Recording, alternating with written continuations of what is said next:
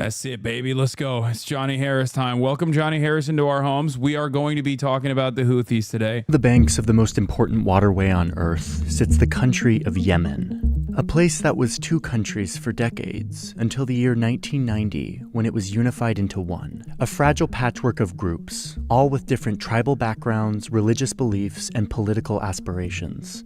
The story I want to tell starts in the 90s, when one group forms up in the northern mountains of Yemen. It started by a group of religious Yemenis who call themselves the Believing Youth, who were members of a Shiite Muslim sect called the Zaidi. Zaidi Muslims used to be the majority when the country was split in two, but in the new unified Yemen, they became a minority and felt neglected and discriminated against. At first, the group focuses on rebuilding the Zaidi religious identity, hosting summer camps for young men and offering religious education. But in the late 1990s, the group starts to change in important ways. A member of Yemen's parliament resigns in protest and joins the Believing Youth. He felt that the government of Yemen was corrupt and far too influenced by Yemen's neighbor to the north, Saudi Arabia. Al-Houthi blamed outside influence for many of the country's problems. So as he leaves the government, Al-Houthi uses his wealth and family connections in the Zaidi community to become the leader of the Believing Youth. He wants an Islamic revolution, modeled after the one in Iran, one that kicks out any foreign influence and restores Islamic values. With Al-Houthi's influence, this group of young men in the mountainous region of Yemen starts to change. They begin protesting Yemen's president, Ali Abdullah Saleh. Soon they start taking up weapons, taking over territory, and eventually setting up their own security checkpoints in their region. The Believing Youth are starting to look a lot less like a summer camp and a lot more like a militia, like a rebellion. President Saleh, who had previously supported the Believing Youth, is starting to get worried. And then in 2001, the entire Middle East would change forever. After 9/11, the US launches a war on terror.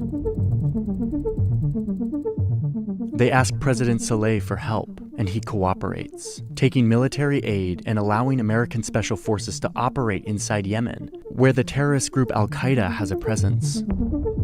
18 months later, the US presence in the region would balloon even more when the American military invades and occupies Iraq. For Al-Houthi and his group... I just want to point out something here. Al-Qaeda still has a presence in Yemen. Al-Qaeda still has a presence in Yemen. And they are using American weapons, or did still have... I don't know what Al-Qaeda looks like in Yemen now. But up until like 2016, 2017, 2018... Al-Qaeda literally operating just like they used to at the behest of the Saudi government was straight up participating in the fucking genocide of the Yemen population being directed by Saudi Arabia. How'd they get the American weapons, chat? One must ask themselves how they got those American weapons. It wasn't a fucking accident. They were working with the Saudi government. Much to consider here. Of young men, this crosses a red line and deeply radicalizes the movement. Al-Houthi criticizes the president publicly for pandering to what he sees as American imperialism in Muslim lands. And many in Yemen agree, joining the movement and bolstering their numbers.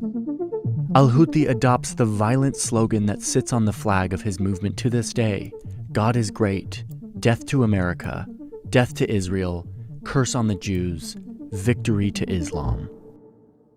President Saleh feels threatened by the growth of this increasingly radical movement that is taking control of territory in the north. He issues an arrest warrant and a bounty for Al-Houthi and brutally cracks down on their protests. In response, the Believing Youth launch an armed rebellion in the north of Yemen, leading to counterattacks by the Yemeni military. Shortly after the fighting begins, Al-Houthi is... I'm not gonna lie.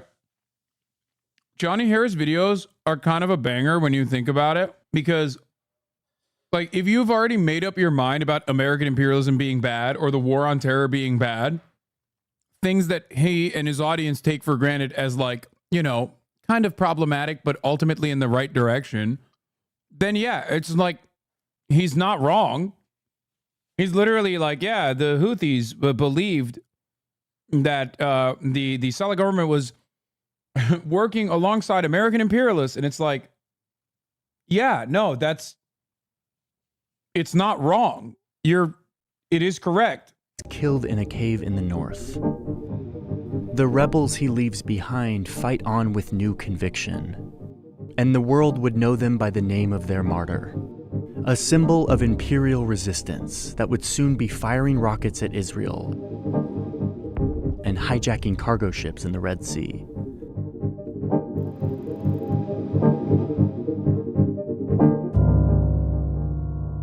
I understand the last line of their slogan is not good, but people like Norman Finkelstein explain why, even though we should not agree with it. Shouldn't be surprised they have it. Yeah, I have never said the Houthi slogan is good, nor do I care particularly about their way of conduct or their domestic affairs. It is almost identical to my perspective on the Iranian government.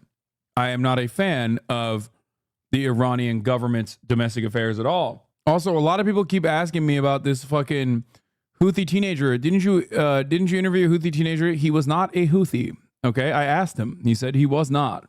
It is pretty wild because like everybody fucking ran with that, him being a Houthi. Which, by the way, I maintain the position that I should be allowed to interview a Houthi if I want to as well. Suck my dick.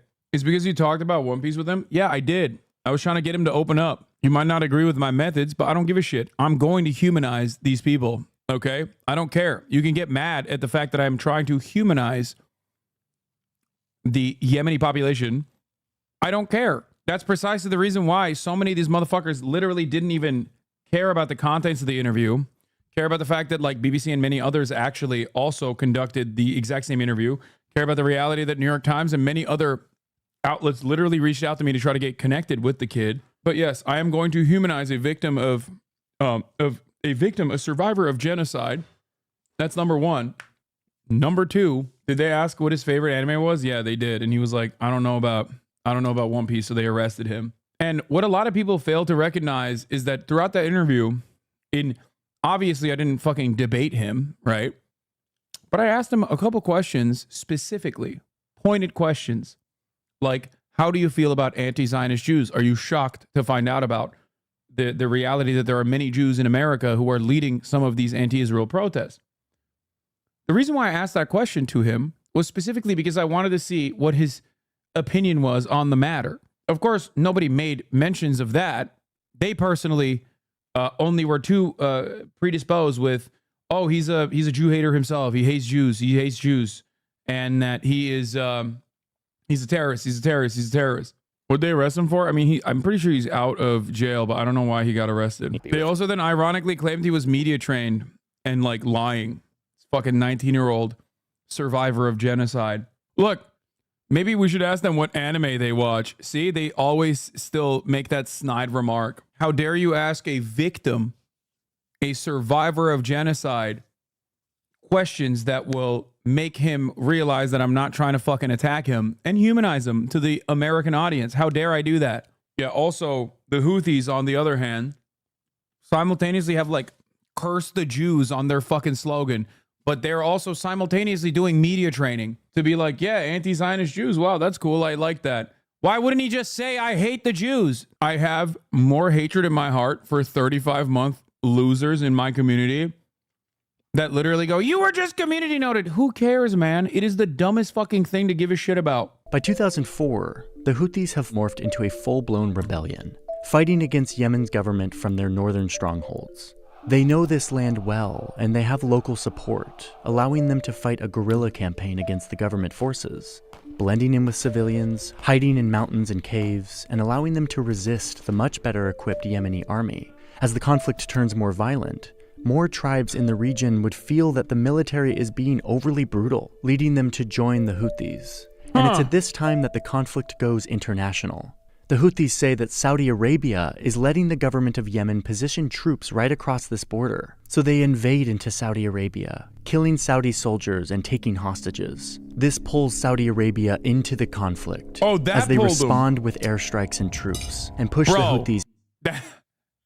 That just pulled them in, dude. It was crazy. It was crazy. They definitely weren't doing the thing that they were correct on. Again, come on, dude. Israel style. Yeah, Israel style. They were just defending themselves. Out of their territory. punishing them for this invasion. Now, over here, Iran is watching this war, and they see an opportunity. The Houthis are now fighting directly against their biggest rival, Saudi Arabia. So they start secretly sending weapons to the Houthis. At least that's what Saudi Arabia claims, saying that they intercepted an Iranian ship filled with weapons and military trainers on their way to the Houthis. It looks like Iran is directly supporting the Houthis now, though how much support they provide behind the scenes will always be intentionally unclear. As the conflict between the Houthis and the government continues in the north, Saudi Arabia has been fighting their own war on terror against a branch of al-Qaeda operating in Saudi Arabia. Seeing that their days are numbered, this branch of al-Qaeda flees south over the border into Yemen, where they merge their forces with the Yemen branch of al-Qaeda.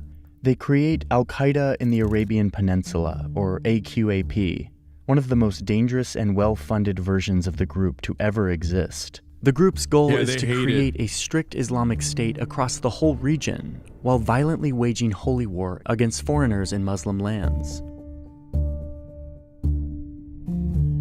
This puts them at odds with both the The Saudis hate Al-Qaeda as much as Israel hates al-Nusra, okay?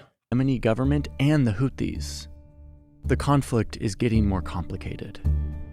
Around 2011, the region starts to change in big ways. In one country after another, there's an outpouring of public anger on the streets, demanding change from their government, removing old leaders. This is called the Arab Spring. It's upheaval that spirals the region into hope and chaos.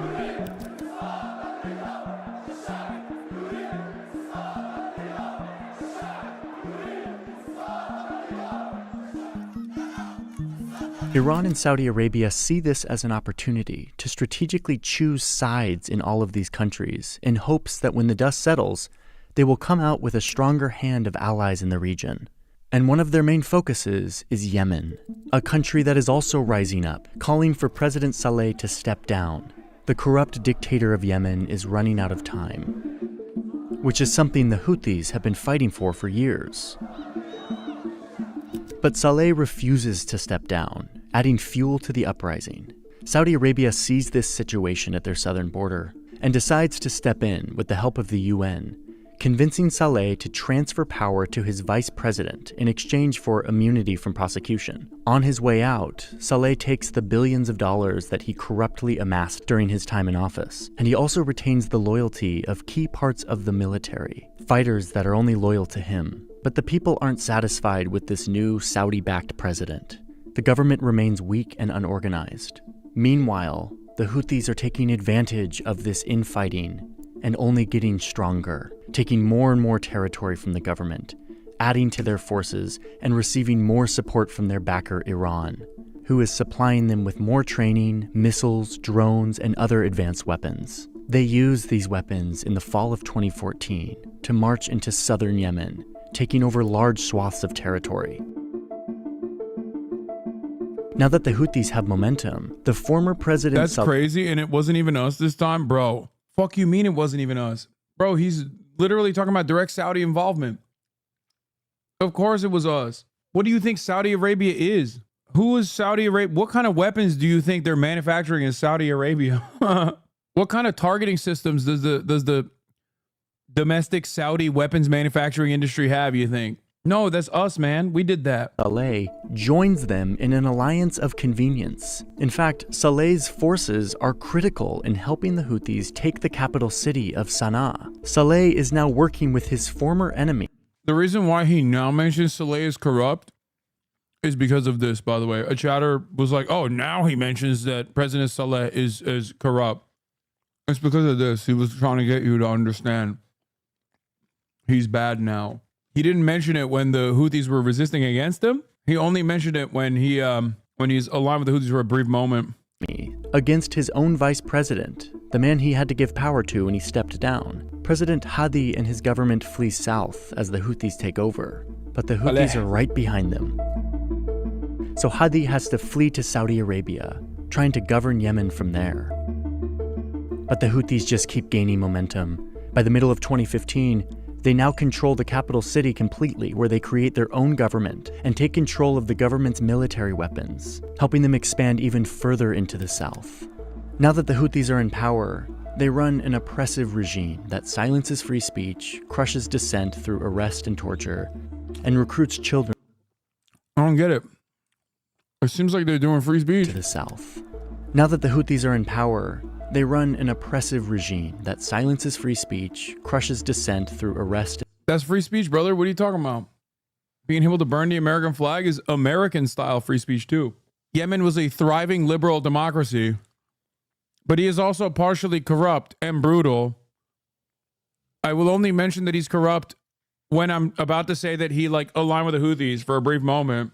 Also, the shining beacon of liberal democracy that Yemen was changed dramatically when the Houthis came into power, and not that they basically maintained the same business as usual in the midst of a fucking civil war. Kind of odd that these guys are random people, and yet they are able to galvanize massive chunks of the population. I don't know how. Agree with him or not. It's just odd that he keeps saying that this is a fucking militia group backed by Iran, nothing to do with Yemen, kind of, but also simultaneously very popular, seemingly. And torture, and recruits children as soldiers, all while imposing strict religious laws that undermine women's rights. Meanwhile, Saudi Arabia is getting nervous. Their southern neighbor is now controlled by a group that is funded by their biggest enemy. So, I mean, they strip women of individual freedom and rights? Bro, what are you talking about? Listen to me. Number one, this is the same exact fucking Saudi propaganda that's hilarious. Yes, brother. Both in Saudi Arabia and in Yemen, women's civil liberties wasn't great. Okay?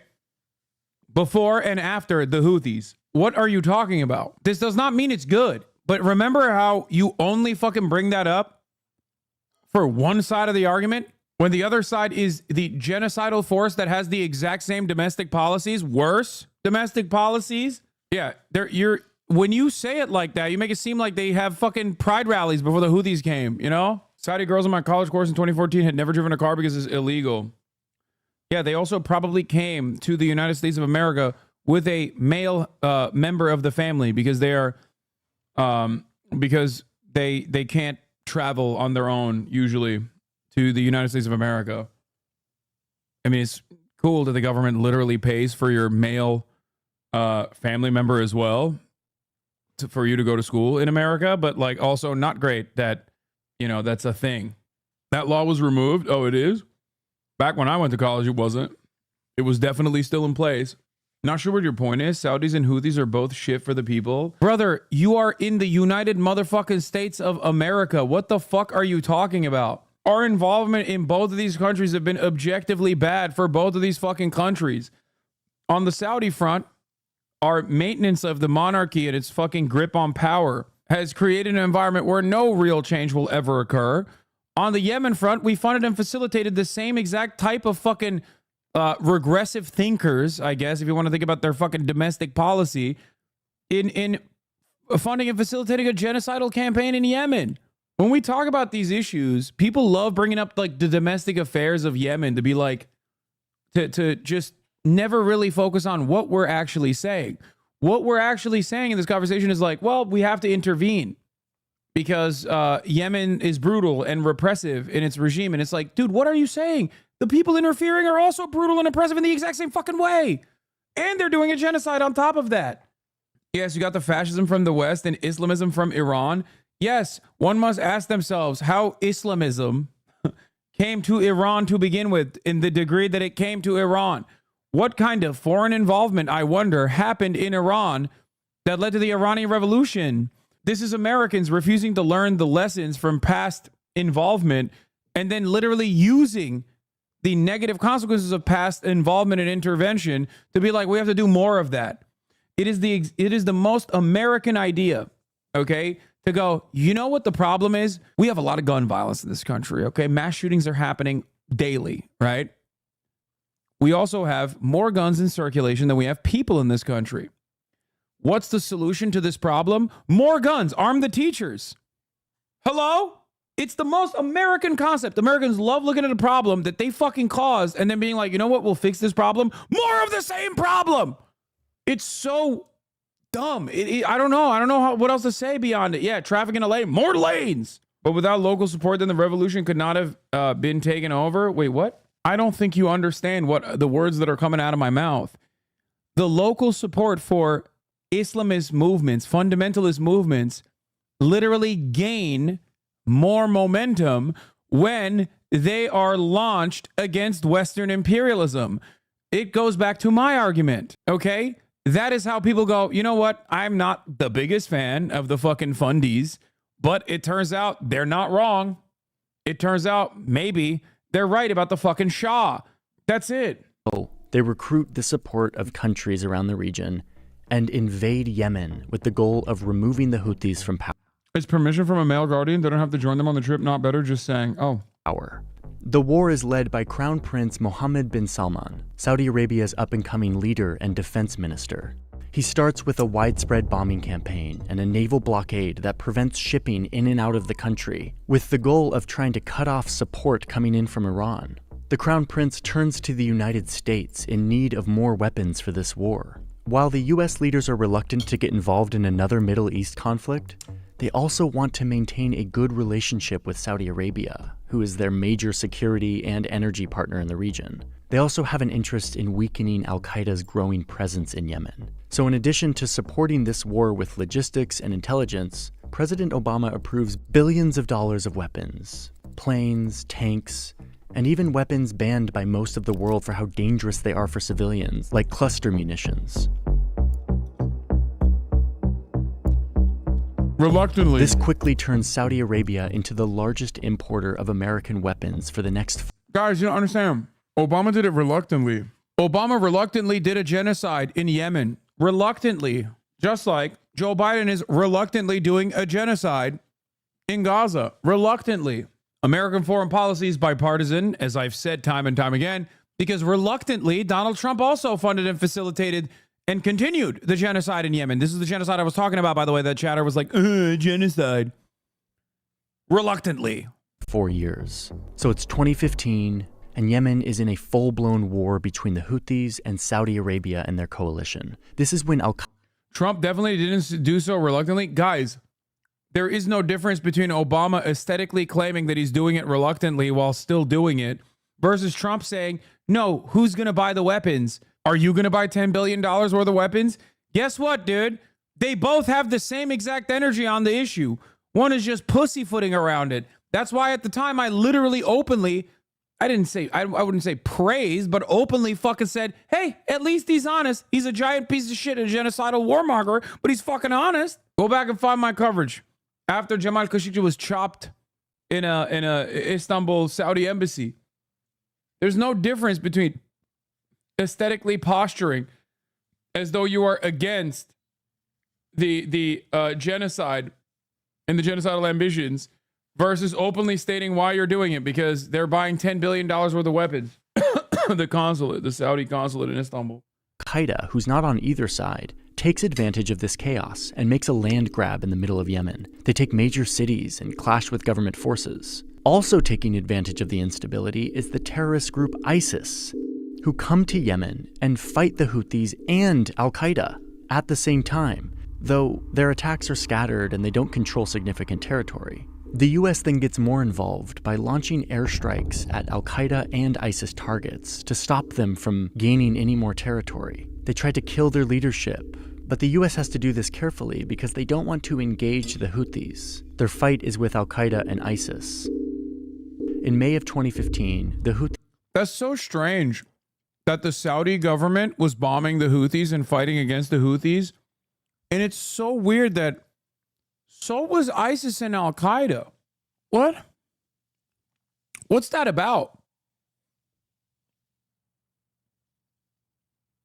In the same time frame, al-Nusra, which is like the Syrian version, was also getting help from the Israeli government. That's very strange. How peculiar. Never know the real death toll. These strikes are almost immediately called war crimes, but the Crown Prince doesn't back down. His coalition then sends in ground troops from the south, pushing back the Houthis and taking back the city of Aden. He's behaving as if he's fighting his greatest enemy, Iran. It's a vicious cycle that is common in proxy wars like this, and it lands the people of Yemen in the worst humanitarian crisis in the world. The international community tries to intervene with diplomatic efforts to stop the fighting, but over the next 6 years, those efforts would fail, and Saudi Arabia would continue its brutal campaign, all using American weapons. The Houthis continue to fight to show that they are. The international community was like, oh, please stop it. Also, here's billions of dollars of weapons, but please stop it. Guys, we can't stop it. We can't. We want to stop it. We just simply can't. Guys, our fucking hands are tied. This is why you must understand why we offer unconditional support to Israel. Because we offered unconditional support to Saudi Arabia. Okay? This is why I laugh when motherfuckers say, Hassan, don't you think that Jews control American politics? It's like, yeah, dude, so does Islam, I guess. Hassan, don't you think that Islam controls American politics? After all, Saudi Arabia's genocidal campaign was not put an end to under identical terms until a power player came to actually play power. China. China stopped this shit, not America. Don't forget that. Perhaps it is not Islamo-Judaism that controls the media or America, and simply American foreign interests, American State Department, American capitalism, American imperialism. I don't know. Or maybe it's actually Islamo-Judaism. Now, to be fair, the American government also not Islamophobic. Look at, after all, they did the same level of care and consideration for Saudi Arabia's ethnic cleansing operations as they are giving the same care and consideration to Israel. Just saying. Of course, the victims are always Muslim, whether it is ISIS, the Saudi government, or Israel conducting its operations. It's always the Muslims that are getting fucking ethnically cleansed and displaced by the millions. Fuck it, even the Turkish government in the northern Syrian corridor. It's always the Muslims. They are legitimate, that they are the government of Yemen. They aren't just doing Iran's bidding. The war continues to destroy cities and land, and the blockade continues to keep trade out. The Saudis continue to bomb indiscriminately. And with time, 2 million Yemenis are displaced. Like, Saudi Arabia literally did Israel shit in Yemen for years. There were people who criticized it, myself included. Dude, it is like clockwork. It only, people who are 30-month subscribers are the only people who say this. I'm beginning to recognize a pattern here. Brother, who cares? Brother, who cares, brother? Have you guys noticed what I'm noticing as well? There was another one that I didn't actually point out. It's almost always 30-month plus subscribers that fucking immediately go, dude, I can't believe you got community noted. Yeah, dude, they're fucking Nazis, man. It's the Nazi website. Who cares? Forced to leave their homes to flee this violence. 150,000 civilians have had no. But this doesn't stop the Houthis from escalating their offensive. They start attacking Saudi Arabia directly with missiles and drones in their capital city and their civilian airports, using weapons. They went nutty mode. Bro, they fucking, well, I don't know if they blew up the oil refinery during Formula One, or maybe if, I don't know, it might have come from this side. I'm pointing my mouse on this direction. Who's to say? But it was pretty crazy. That's part of the reason why the Saudis then recognized maybe we shouldn't fuck with the Houthis. Maybe we shouldn't fuck with the Yemen population no more. You're crazy if you believe this stuff? Wait, what? What do you think is happening? Dude, that's awesome. It's like, chatters are like, dude, nothing happened in Yemen. You're crazy if you believe this shit, dude. Your first reaction to being community noted was that of excitement. Then you flip hard for whatever reason. Yeah, because at first it was funny, but it's like annoying when so many chatters care about it. And they're like, oh my God, you got community noted. It's a fucking Nazi website. In December of 2017, the Saudis and the UAE convinced President Saleh to break his alliance with the Houthis and return to power as president of Yemen. They hoped that Saleh, the former dictator, might be able to hold on to power and rule more effectively. Saleh takes the deal and changes sides yet again, breaking with the Houthis and joining the Saudi-led coalition. Now he's no longer a corrupt dictator. We've decided now he's a kind individual who is good, actually. Fighting breaks out between the Houthis and Saleh's militias, and Saleh is killed just 2 days later. Meanwhile, in the United States, there's a new president. President Trump orders increased drone strikes and... Some ultra-leftists told me it's Ansar Allah instead of Houthis because it is Ansar Allah. Ansar Allah is like the new coalition that is comprised of both Houthis and other factions as well. Raids against Al-Qaeda, So that ultra-leftist helping is government correct. forces take back large amounts of territory. Despite the war crimes committed using American weapons, Trump approves more weapons sales to Saudi Arabia to wage this war. And then, Wait, what? Was he not reluctant?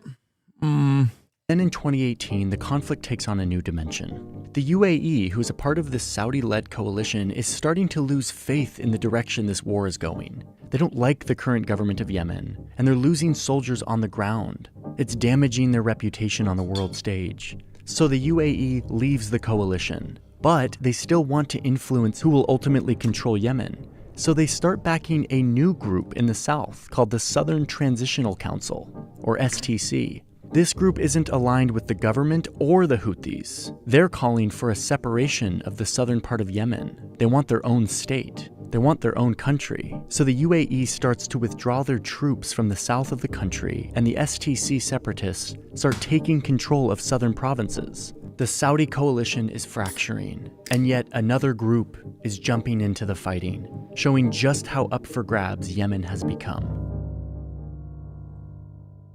By the fall of 2019, the war has reached maximum complexity. You've got the Saudi coalition backing the former government. So complex, bro.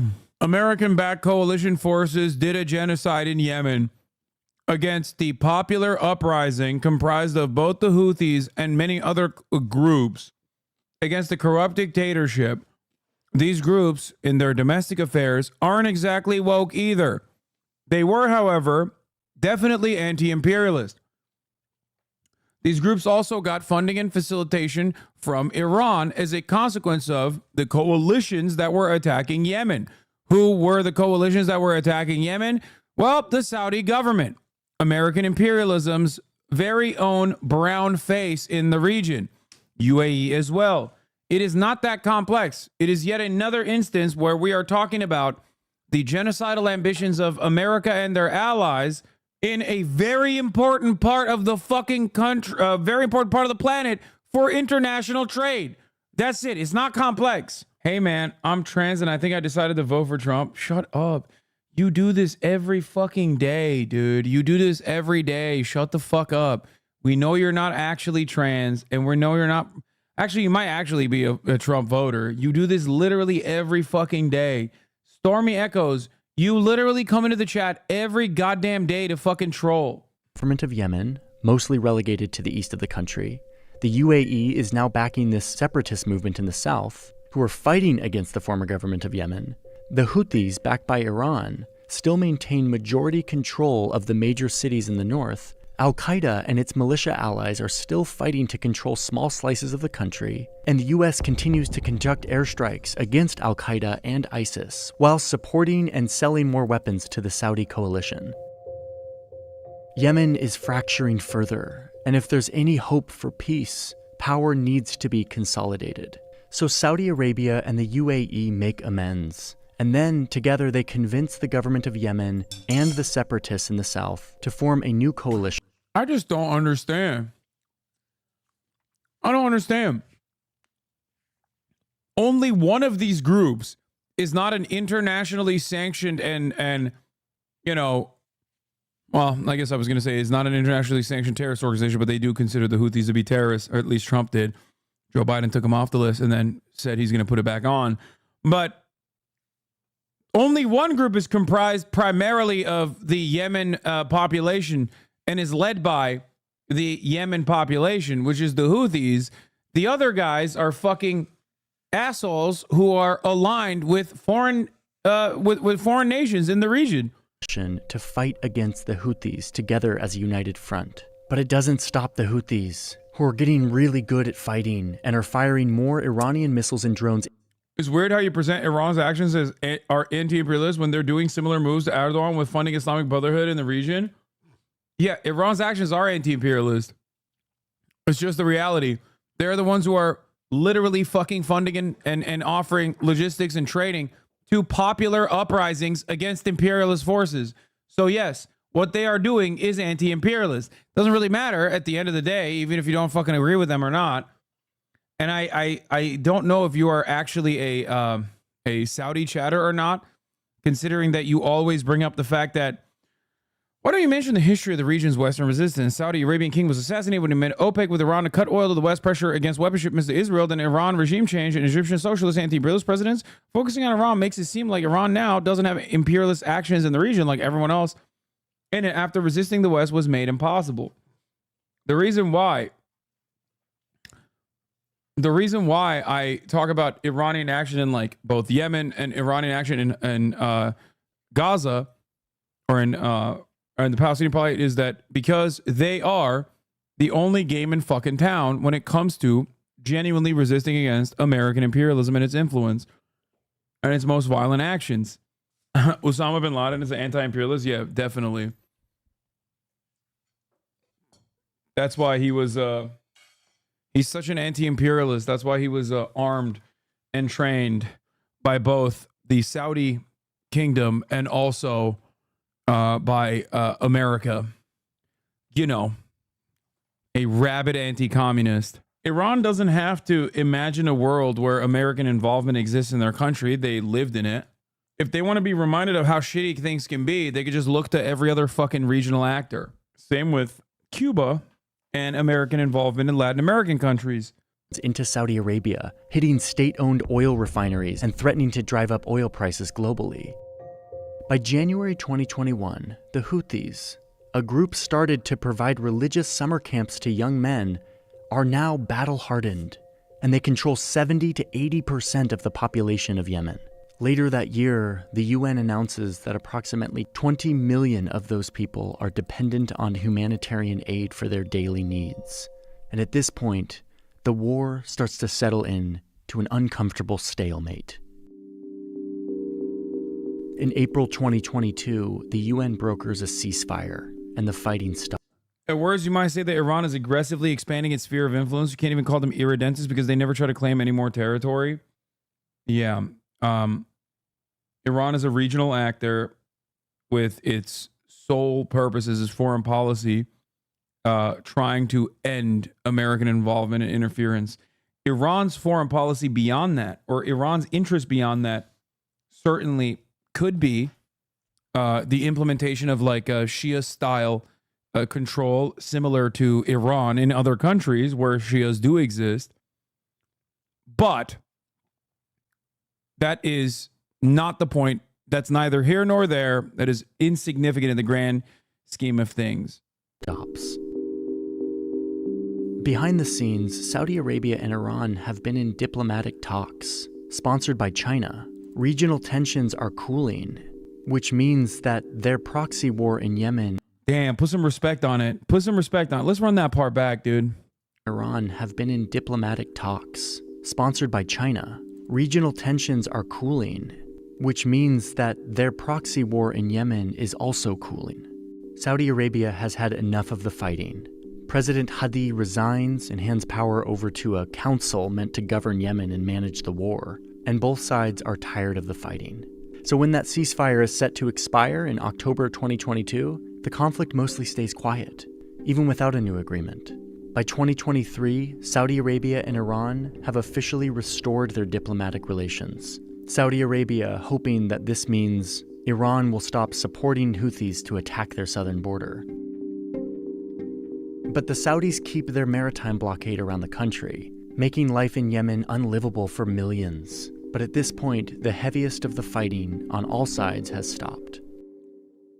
But then, in the fall of 2023, the Houthis were back in the news. After the Palestinian group Hamas launches a brutal attack into Israel, Iran had no problem working with NATO to destabilize Iraq, Afghanistan for its own ambitions. Hell, it didn't even have an issue with taking Israel support against Saddam.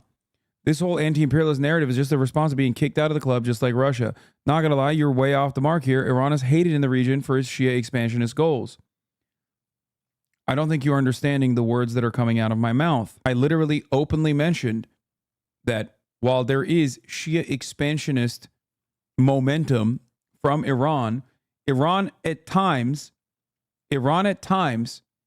has even reduced its support to Hamas. There would be no Hezbollah. There would be no Hezbollah. There would be no force of popular resistance against Israel in Lebanon. There would be no force of popular resistance in Palestine against Israel without Iran helping them. If you don't want Iran to have more power in the region, then don't fuck with the region. And no, Iran didn't refuse to work with America and NATO in Iraq and Afghanistan. That is correct. It is absolutely correct. He's not wrong. You are wrong if you think that Iran did not offer direct Al-Qaeda targets to America. They did. Iran also literally fought ISIS in these regions as well. So you are wrong. That chatter is right, but not in the way that he is framing the issue. That's why it's so funny when Americans are like, dude, fucking Iran, dude. Fucking Iran, they're part of that axis of evil, baby. What the fuck? Yeah, let's give them hell. It's like, bro, Iran, even after being put on the axis of evil list by that same dipshit that we were listening to earlier today, chirping about the civility of American Congress, still continued to offer targets to American security forces in the region. Yeah, like the time they wanted to ally with the U.S. to allow them to carry their imperialism, but Israel refused. But I agree with you. The current imperialist regime is a direct result of Western expansion. Wait, what?